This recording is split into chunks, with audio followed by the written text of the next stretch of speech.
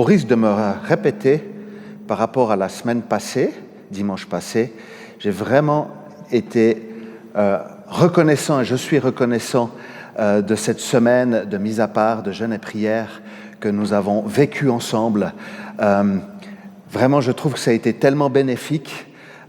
Déjà pour nous personnellement, en tout cas personnellement, je me dis waouh, mais c'était tellement bien de s'approcher du Seigneur de cette manière-là, de prendre ces temps à part et d'être ensemble aussi en communauté. Et il y a quelque chose que je remarque, c'est que nous sommes tous en marche. Souvent, j'aime donner cette image que nous sommes tous sur le même chemin, mais à des endroits différents. Et ce matin, j'avais envie de parler de progression spirituelle, parce que nous sommes tous en marche, en démarche spirituelle, et ceci toute notre vie, et nous sommes appelés à progresser spirituellement. Et puis, j'avais ce texte que j'ai aussi médité pendant notre semaine de jeûne et prière, et je vais vous le donner. C'est 2 Rois, le chapitre 18, les versets 1 à 7, où il nous est parlé du roi Ézéchias.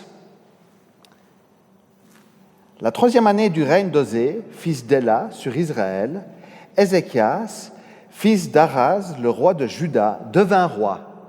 Il avait 25 ans lorsqu'il devint roi, et il régna 29 ans à Jérusalem. Sa mère s'appelait Abi, et c'était la fille de Zacharie. Il fit ce qui est droit aux yeux de l'Éternel, entièrement comme l'avait fait son ancêtre David. Il fit disparaître les hauts lieux, brisa les statues, abattit les idoles et mit en pièces le serpent de bronze que Moïse avait fabriqué, car les Israélites avaient jusqu'alors brûlé des parfums devant lui. On l'appelait Nehushtan. Il mit sa confiance dans l'Éternel, le Dieu d'Israël. De tous les rois de Juda qui lui succédèrent ou qui le précédèrent, aucun ne fut pareil à lui. Il s'attacha à l'Éternel sans se détourner de lui, et il se conforma au commandement qu'il avait prescrit à Moïse. L'Éternel fut avec Ézéchias, qui réussit, ou on peut dire qui prospéra, dans toutes ses entreprises. Il se révolta contre le roi d'Assyrie, et il ne lui fut plus asservi. Amen. Progresser spirituellement. Alors, Ézéchias va régner en même temps qu'Araz, son père, et c'est à partir de 25 ans qu'il régnera seul. Son père, Araz, est un roi impie, alors qu'Ézéchias sera reconnu comme un réformateur. Ézéchias s'attache à l'Éternel. Il met sa confiance en lui, sa foi en Dieu. Et ce mot attaché, collé, est particulier dans le langage religieux d'Israël. Collé exprime le lien le plus fort entre 2 objets.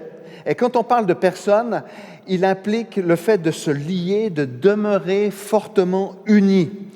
Et c'est le même mot utilisé entre l'homme et la femme. L'homme s'attachera à sa femme, que vous voyez dans Genèse 2, 24. Donc vous voyez que le lien est très très fort. Et ce mot décrit aussi la relation entre l'homme et Dieu et ce qu'elle devrait être. C'est une réelle alliance dont on ne devrait pas se séparer. Quelque chose de très très fort.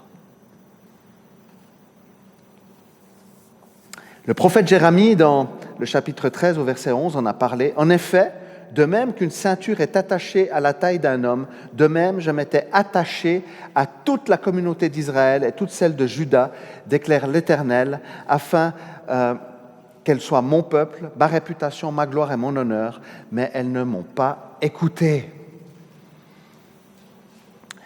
S'attacher à l'Éternel, se positionner, n'était pas quelque chose d'inné et de facile. D'autres rois, quand vous regardez dans l'histoire des rois d'Israël, d'autres rois ont eu de la peine à se conformer complètement à ce que le Seigneur demandait, une exclusivité.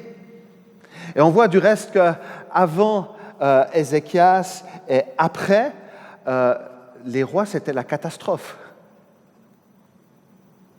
Mais il y a un moment donné, il y a quelque chose qui est marqué dans la vie d'Ézéchias.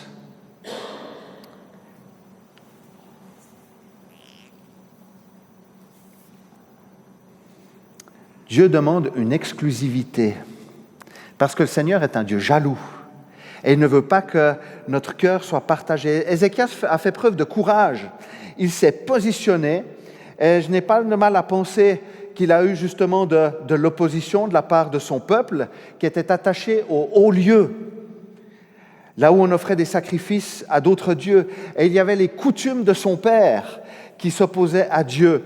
Et on voit que Ézéchias s'est positionné, il s'est démarqué de son père et a changé l'orientation, la direction du pays.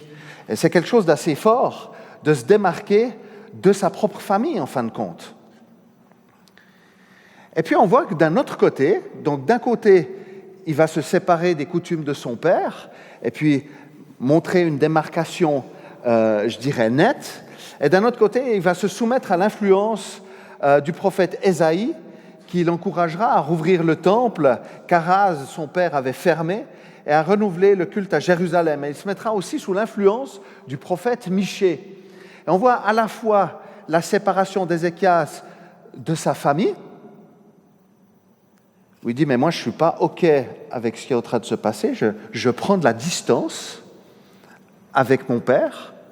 Et d'un autre côté, on voit qu'il se met sous bonne influence, entre guillemets, où il s'entoure de personnes de confiance. Alors, les prophètes de l'Ancien Testament, c'était vraiment la voix de Dieu. Mais ça m'interpelle aussi par rapport à nous, dans notre positionnement et dans notre progression spirituelle, le fait d'être sous bonne influence.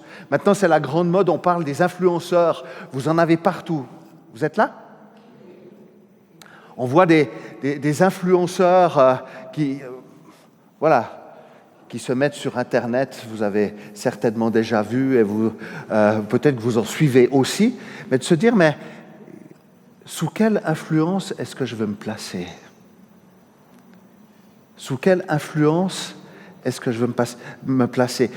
Quelle voix, concrètement, est-ce que je veux écouter? Et il est tellement important d'avoir aussi des personnes sur lesquelles on peut compter, des personnes de bonne influence. Alors, je ne sais pas vous, mais moi, personnellement, le nombre de vrais amis sur lesquels je pourrais les appeler au milieu de la nuit, je peux les compter sur les doigts d'une main. Et c'est quelque chose que j'ai développé aussi au niveau du ministère, où j'ai une personne qui est très proche. Ce n'est pas le fait de se voir beaucoup, mais c'est le fait de savoir qu'on est l'un et l'autre. Quand on a besoin, on est là.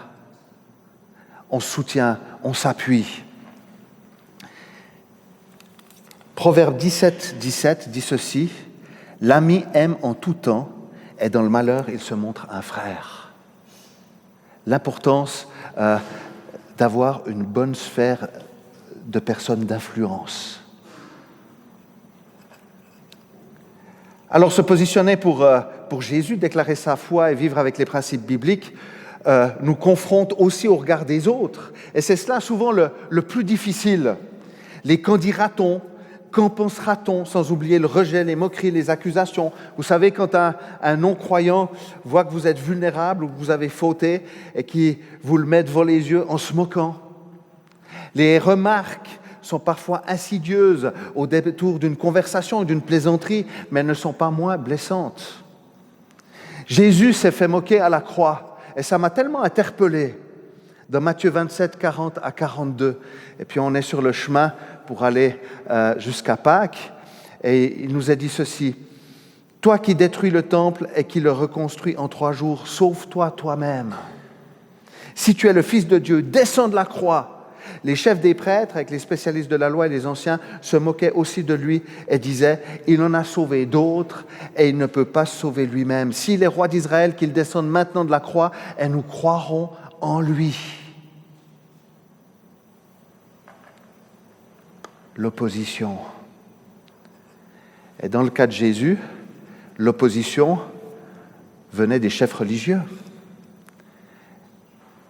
Et c'est parfois douloureux quand nous avons des personnes qui sont proches et qui s'opposent aussi à notre foi.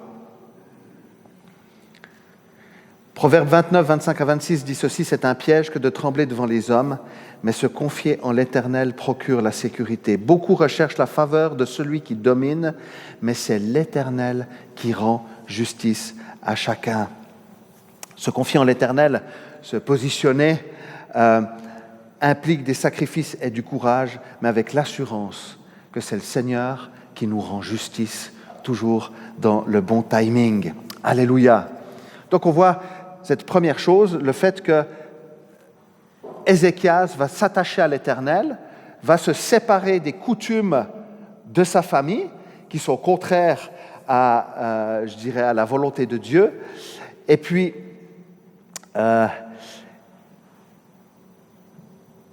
il va enlever les idoles. Et ça, c'est la deuxième chose que j'avais envie de voir avec vous. Les Israélites, lorsqu'ils avaient murmuré contre le Seigneur, avaient subi l'invasion de serpents venimeux. Vous vous souvenez certainement de cet épisode dans le désert où les Israélites étaient là, découragés, ils burburaient, ils n'étaient pas contents avec le Seigneur et des serpents venimeux ont commencé à venir pour les frapper. Et Moïse avait fabriqué un serpent d'airain qu'il regardait pour conserver la vie. Le venin représentait le péché et le serpent auquel le peuple regardait était une préfiguration de Jésus.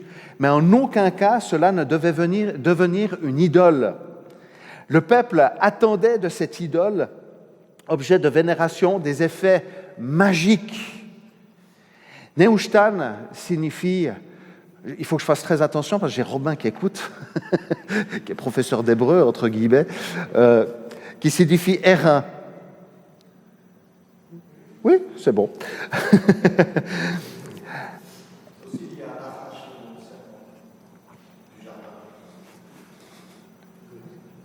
Merci Robin. L'idole est creuse et détourne le cœur de Dieu.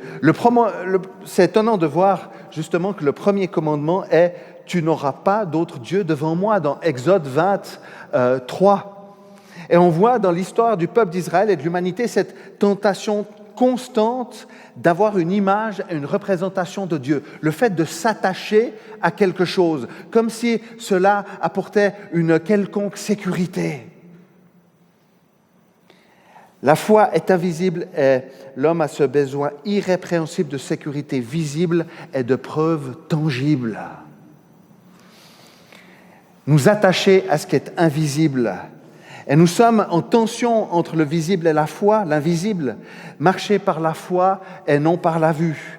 En effet, nos légères difficultés du moment présent produisent pour nous, au-delà de toute mesure, un poids éternel de gloire. Ainsi, nous regardons non pas à ce qui est visible, mais à ce qui est invisible, car les réalités visibles sont passagères et les invisibles sont éternelles. De Corinthiens 4, 17 à 18. L'apôtre Paul parle dans ce contexte des difficultés réelles et tangibles face à notre espérance. Parce que les difficultés sont bien réelles. Faire confiance, ne pas nous confier dans les éléments visibles, mais nous confier en la bonté, en la fidélité et à la souveraineté de ton Seigneur, et ceci en dépit des circonstances, en dépit de tes idées et de tes propres désirs. Notre être extérieur peut se détruire, mais il y a une dimension spirituelle beaucoup plus forte. Notre être intérieur, notre marche avec le Seigneur qui se renouvelle de jour en jour par l'action du Saint-Esprit. Et c'est une notion qui est tellement importante, le fait d'être renouvelé dans notre marche intérieure. On sait que le monde est en train de passer. On voit que les valeurs s'amenuisent. On voit que les fondations du monde sont ébréchées. Mais notre être intérieur est appelé à être renouvelé et appelé à grandir dans la foi en Jésus-Christ, notre Sauveur et Seigneur. Parce qu'il ne change pas. Et c'est quelque chose de fort.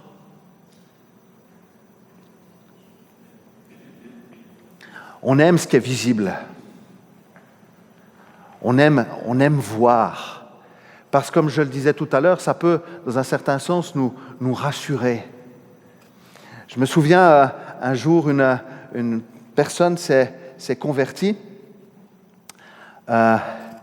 Et puis, en discutant avec cette personne, on a parlé justement de l'idolâtrie, des idoles, des objets, et puis voilà, des spiritualités qui excluent complètement Jésus-Christ dans le New Age et tout ça. Et puis cette personne m'a dit, à un moment donné, Gaël, il faut que tu viennes chez moi. Alors j'ai pris quelqu'un de l'église et on est allé chez cette personne. Et quand je suis arrivé chez cette personne, j'ai compris pourquoi elle m'a dit « Viens chez moi ». Il y avait des Bouddhas partout. Il y avait des statues, il y avait des livres ésotériques, mais dans toute la maison. Et la personne m'a dit « Mais je veux grandir spirituellement. » Et je me rends compte que là, c'est bloqué. Il y a quelque chose qui ne joue pas dans ma vie. Je confirme. Alors on a pris des grands sacs poubelles. Et j'avais une autre voiture, j'avais un break, et on a rempli avec la personne de l'église, on a rempli le coffre. Je suis arrivé ici devant l'église, et je ne sais plus pourquoi, j'ai ouvert mon coffre, et j'ai un Bouddha qui est tombé comme ça par terre. Et puis la personne qui était avec moi m'a dit « Mais tu te rends compte, Gaël, si quelqu'un te voit, le pasteur de l'église, avec des Bouddhas plein le coffre, mais Seigneur est tout-puissant, alléluia. On a besoin de voir ce qui est visible. » Mais la parole de Dieu nous dit aussi que les idoles ne sont pas que physiques. Colossiens 3,5 dit ceci, « Faites mourir en vous ce qui est terrestre, l'immoralité sexuelle, l'impureté, les passions, les mauvais désirs et la soif de posséder, qui est une idolâtrie. » Nous sommes esclaves de ce qui nous domine, mais la grâce de Dieu que Dieu nous offre implique le pardon, elle nous amène à la transformation et au changement. Alléluia. La grâce que Dieu nous offre amène le pardon, mais encore plus la transformation. Et j'avais envie de terminer avec cet aspect qui est très important. C'est le fait que Ézéchias va réussir, parce que l'Éternel était avec lui. Mais on voit bien que c'est l'œuvre de Dieu. Ézéchias s'est positionné, mais on voit que Dieu est à l'œuvre. Ce mode de réussite, il y a une notion de prospérer, de sagement comprendre, d'être prudent. Et il y a un impact, une bénédiction spirituelle dans la vie d'Ézéchias.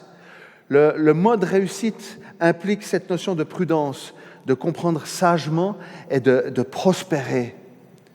Dieu va amener Ézéchias à réussir dans ses entreprises de positionnement, de progresser dans la sainteté, à être prudent, à comprendre les enjeux, à recevoir la sagesse et à prospérer aussi spirituellement. Ézéchias s'est entouré des personnes d'influence positive. Les prophètes Michée et Ésaïe, il est conduit par le Seigneur et ses entreprises sont inspirées et favorisées. Il va réussir dans ce qu'il entreprend pour le Seigneur, qui va mettre sur lui une faveur particulière pour mettre à exécution son positionnement, et cela aura un retentissement dans tout Israël et des contrées avoisinantes. Ne sous-estime pas l'œuvre de Dieu en toi. On aimerait tellement voir du changement, on aimerait tellement voir des choses visibles à l'extérieur, mais alors que les circonstances ne changent pas pour le moment, ton être intérieur peut changer. Et c'est cela qui fera toute la différence et qui sera un impact positif, aussi spirituellement parlant, pour tous ceux qui nous entourent. Amen. Les circonstances ne peuvent souvent pas changer. Elles sont là. Par contre, notre être intérieur peut changer par la puissance du Saint-Esprit qui agit en nous. Alléluia! Alléluia! Alors ne te décourage pas. Si tu ne vois pas encore les fruits escomptés autour de toi, nourris ton être intérieur, attache-toi à l'Éternel, entoure-toi de personnes d'influence, élimine les idoles dans ta vie. Et les idoles ne peuvent être éliminées que parce que Jésus a payé le prix fort à la croix de Golgotha et qu'il a le pouvoir de te libérer et de te délivrer et de t'amener au changement. Alléluia! Alléluia!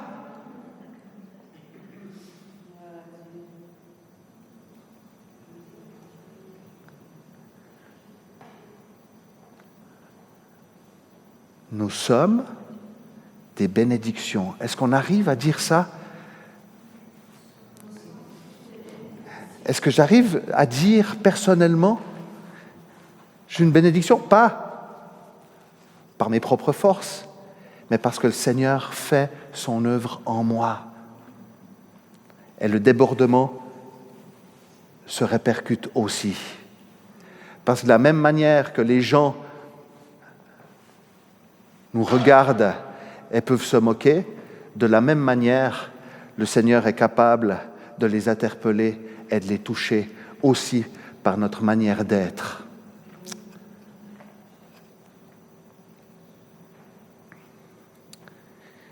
Quand on se positionne spirituellement, Dieu bénit et amène à son plein accomplissement l'œuvre commencée. C'est son œuvre. Alors on peut se poser la question, dans les domaines dans lesquels je dois me positionner, quelles sont les idoles éventuelles qui entravent ma communion avec le Seigneur? Qu'est-ce qui prend la place de Dieu? Cela peut être aussi dans le domaine de ma famille.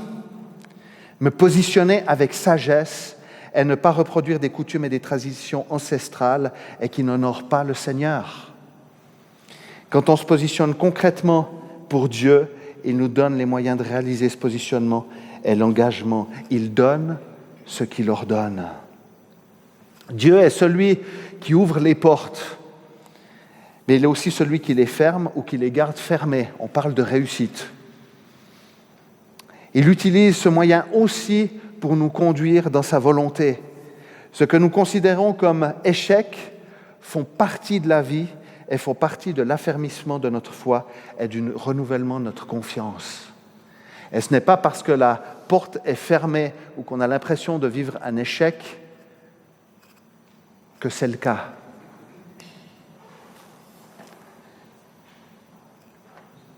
Et je peux vous dire honnêtement, dans ma propre vie, si je regarde les moments où j'ai progressé, le plus, c'était dans les difficultés et les échecs.